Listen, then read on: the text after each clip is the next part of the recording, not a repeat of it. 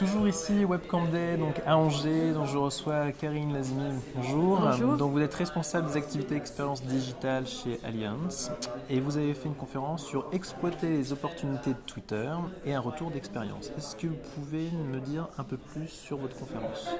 Alors c'était pour moi l'opportunité d'échanger avec la salle aussi, parce qu'en fait c'était une conférence où il y a eu énormément de questions.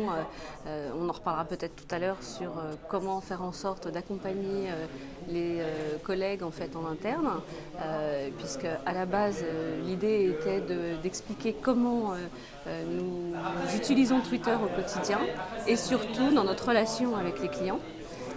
Et puis, il est clair que quand on parle client, on parle aussi de transformation et d'accompagnement des équipes, parce que pour pouvoir dialoguer au quotidien avec des clients sur des nouveaux outils, autres que le mail ou le téléphone, il est essentiel d'accompagner les équipes et de les mettre en capacité de réagir très vite, puisque ces nouveaux outils nous obligent à être agiles au quotidien et de ne pas attendre 3-4 jours pour pouvoir répondre à la demande d'un client qui dit qu'il n'a pas réussi à joindre son conseiller ou qui ne comprend pas pourquoi il a reçu un courrier alors qu'il a réglé sa cotisation correctement. Et du coup, justement, comment vous fonctionnez avec les équipes à ce niveau-là?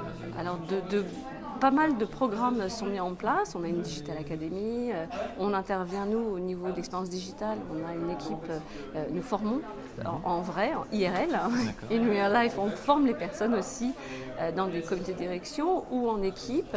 Quand ils viennent nous voir au showroom, on a un showroom digital. On leur explique aussi bien comment utiliser les outils sociaux, les plateformes, ou ne serait-ce que qu'est-ce que l'e-réputation, comment utiliser les outils pour eux-mêmes ou pour l'entreprise. On a mis en place des guidelines, des recommandations, pas seulement pour la marque Allianz, mais aussi pour le collaborateur, parce que c'est comme si on donnait des clés d'une voiture, et puis après, il faut un petit peu essayer d'apprendre des codes. C'est vrai qu'on ne s'exprime pas sur Facebook à titre personnel, sur Twitter ou sur LinkedIn de la même façon. Il y a des codes à respecter, du bon sens, et ça ne s'improvise pas. Alors c'est vrai qu'on peut tâtonner, mais c'est un petit peu mieux si finalement on a quelques petites règles et un accompagnement. Et aujourd'hui, tous vos collaborateurs arrivent à faire ce virage et à utiliser ces réseaux sociaux? Alors, c'est progressif. On a ouvert les réseaux sociaux officiellement à tout le monde en décembre 2013. Donc, les 11 000 collaborateurs aujourd'hui ont accès aux réseaux sociaux depuis leur poste de travail et peuvent échanger avec leurs collègues ou même des personnes qu'ils ne connaissent pas. Mais pour tout ce qui est client, nous avons mis en place une équipe dédiée donc, sur la relation client digitale. Et en fait, on répond avec nos processus qui ont été revus et améliorés pour s'adapter justement à ces nouveaux comportements de clients qui ont besoin d'avoir des réponses plus rapides ou parfois même des prospects, des questions assez simples sans forcément que ça rentre dans des détails très complexes. Alors, on va parler un peu plus personnel. Donc, vous avez travaillé chez Air France, donc à New York pour la relation presse et en communication. Vous avez été à France Télécom, à AGF Bank. Le dénominateur commun à tout ça, donc, reste l'humain. Est-ce que vous pouvez nous en dire un peu plus?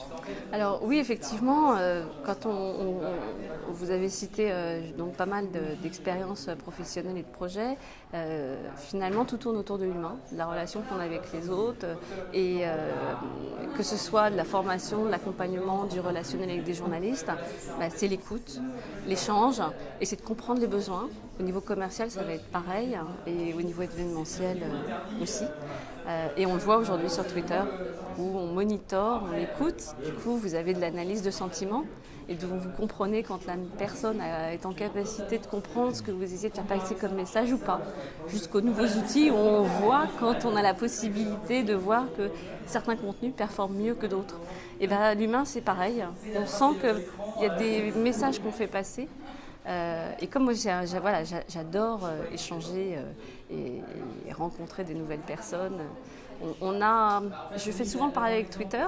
Il y a autant de comptes Twitter que de personnalités. Ça veut dire c'est infini. Vrai. Et il n'y a pas une façon unique de tweeter. On en parlait aujourd'hui. C'est lié vraiment à l'ADN de la personne. Même si la personne cherche du sens et donne des contenus qui sont un peu identiques à son voisin, toute la valeur du compte sera dans sa façon d'amener le lien, le relationnel qu'elle va créer avec les autres. Et c'est vrai que moi j'adore ça. Eh oui, c'est passionnant. En tout cas, merci Karine Azimi. Vous l'aurez compris, il faut utiliser de plus en plus les réseaux sociaux, c'est quelque chose d'important et de plus en plus les entreprises sont accessibles au niveau des réseaux sociaux. Il ne faut surtout pas hésiter à les utiliser. Et bien, rendez-vous justement sur les réseaux sociaux. N'oubliez pas le hashtag donc, de WCD15 Webcam Day pour continuer les conversations. Merci. Merci. Au revoir.